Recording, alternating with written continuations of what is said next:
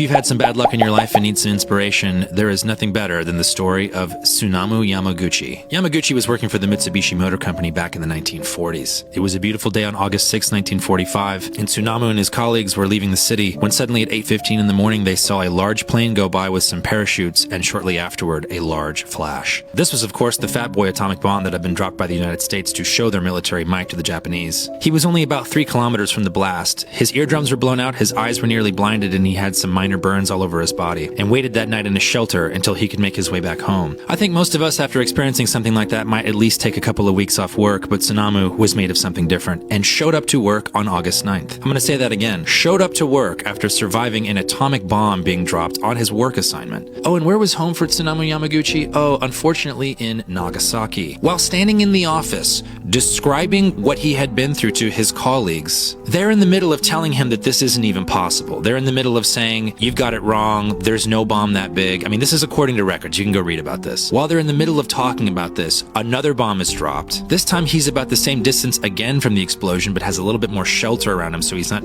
as badly injured a second time. It took many decades to get this done, but Tsunamu Yamaguchi is the only person who's recognized as a survivor of both the bombings in Japan by the United States. And if you're thinking to yourself, well, this guy probably got really sick from the radiation and died shortly afterward, actually, you're wrong. Tsunamu spent the rest of his life advocating against atomic weapons. He spoke in front of the UN, he was part of many documentaries, he used the horror and the atrocities that he'd experienced to try to convince the world to stop making nuclear weapons. But even though his exposure to the bombs was at the age of 29, Tsunamu Yamaguchi lived until the age of 93. I don't have any more stars than honey bars, so I can't actually shoot the ending of this video. I still just can't believe that he showed up to work after having a bomb dropped on him, while all of us are not even showing up to the Zoom meeting if we kind of have a cold. Anyways, until next time, let me know if you guys need anything.